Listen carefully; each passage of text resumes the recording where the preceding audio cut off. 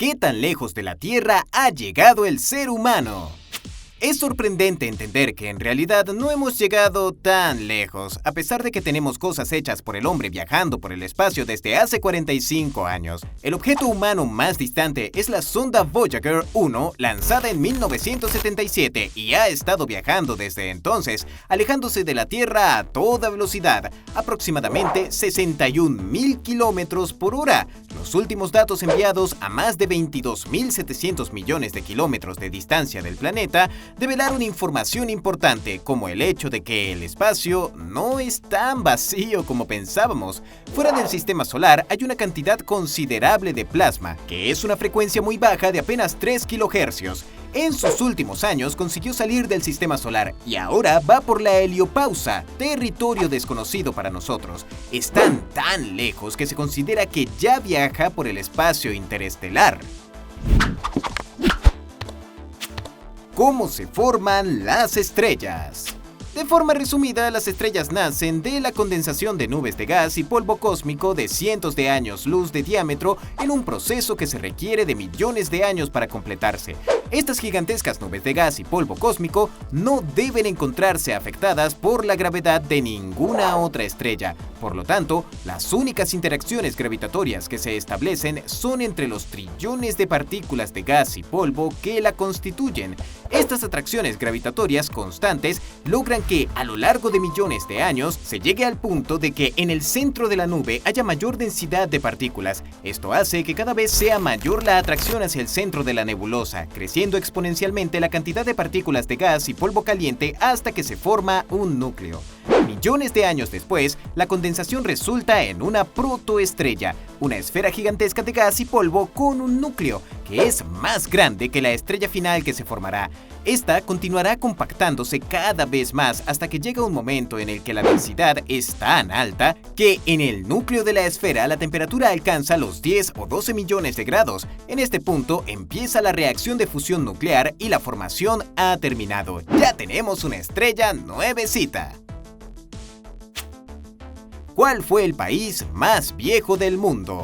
Fundada el 3 de septiembre del año 301 después de Cristo, la República de San Marino es el país más antiguo del mundo y también es uno de los países más pequeños, con una superficie de 61 metros cuadrados, la mayor parte alrededor del monte Titano.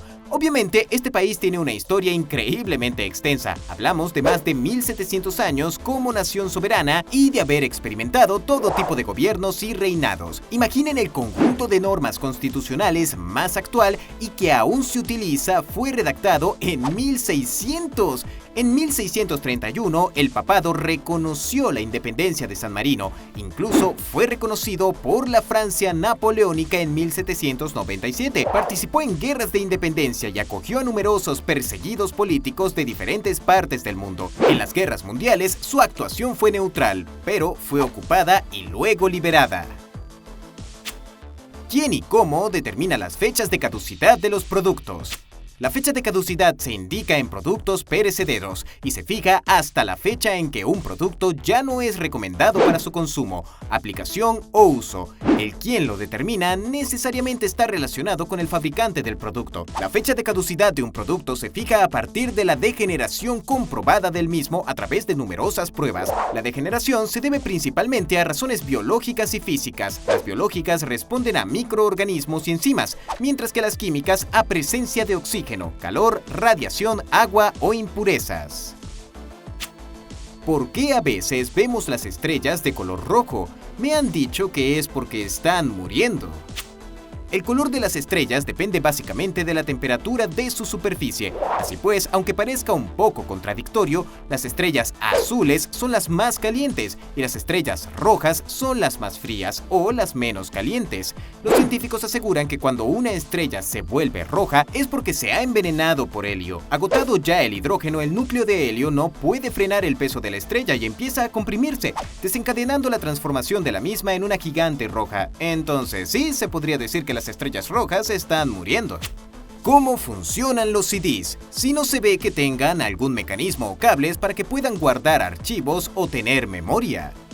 Un CD o disco compacto es un disco óptico que se usa para almacenar datos en formato digital, ya sean imágenes, videos, audios, documentos y demás. Su funcionamiento consiste en guardar información de forma binaria para que después sea leída por un láser en un ordenador, un reproductor de audio o un reproductor de video.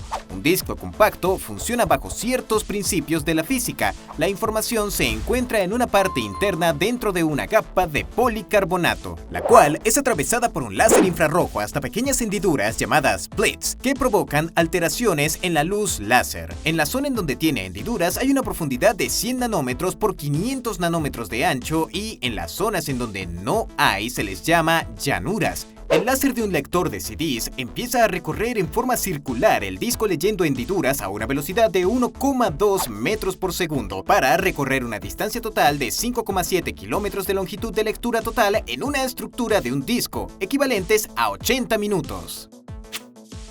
¿Qué son los sueños lúcidos y a qué se debe que ocurran?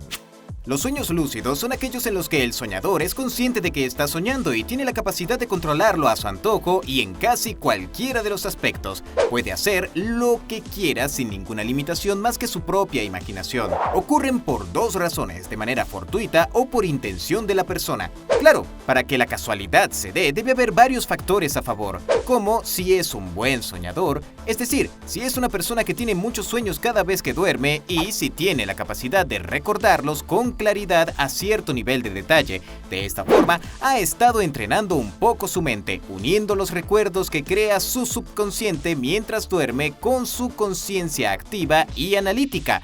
Por otro lado, hay personas que se entrenan para lograr tener cuantos sueños lúcidos puedan, porque ¿es posible hacer algo mejor mientras se duerme? Hablamos de tener el control total de los sueños, de manipular el universo de la imaginación por completo. Honestamente, no me parece que haya algo mejor. ¿Es posible que exista la magia?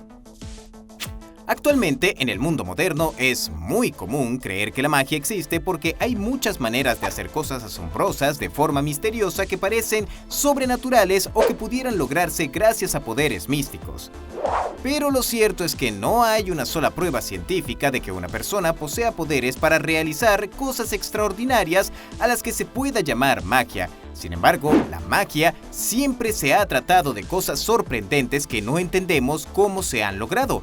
Es decir, si viajamos a la Edad Media llevando televisores de 60 pulgadas con resolución 8K, seríamos más famosos que el mago Merlín, sin hacer magia, solo mostrando un avance tecnológico incomprensible para las personas de la época. Si en Marte no hay oxígeno ni bacterias, ¿un cadáver humano se descompondría o momificaría? ¿Qué sucedería con el cadáver de un humano?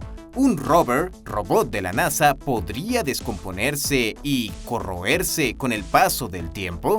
Es cierto, todavía no hay evidencia de bacterias en Marte, pero sucede que un cuerpo humano sí tiene bacterias en su interior. Hablamos de trillones de bacterias, pero todos los procesos naturales de descomposición que se dan en la Tierra no se darían en Marte, porque, primero, la temperatura media es muy baja ya que es menos 63 grados. El agua de nuestro hipotético humano fallecido en Marte no se evaporaría, sino que pasaría directamente al estado gaseoso por sublimación. Esto detendría el proceso de autólisis, el cuerpo se congelaría y se desecaría, convirtiéndolo así en una momia. Por otra parte, los robots enviados a Marte únicamente sufren degeneración en sus componentes por el tiempo y por el ambiente hostil en el que se encuentran. Es similar a lo que ocurriría aquí en la Tierra o en cualquier otro lugar. Todo depende de cómo el ambiente afecte al robot y el tiempo de vida útil de sus componentes, el cual variará debido al mismo ambiente. ¿Por qué los insectos pueden volar en el interior de un auto en movimiento? Los insectos pueden volar en total tranquilidad y continuar siendo molestos en el interior de un auto que va en movimiento por la simple y sencilla razón de que el aire atrapado en el auto viaja a la misma velocidad y está quieto en su interior. Fácil de comprobar, ya que al abrir las ventanas los insectos salen volando junto al aire.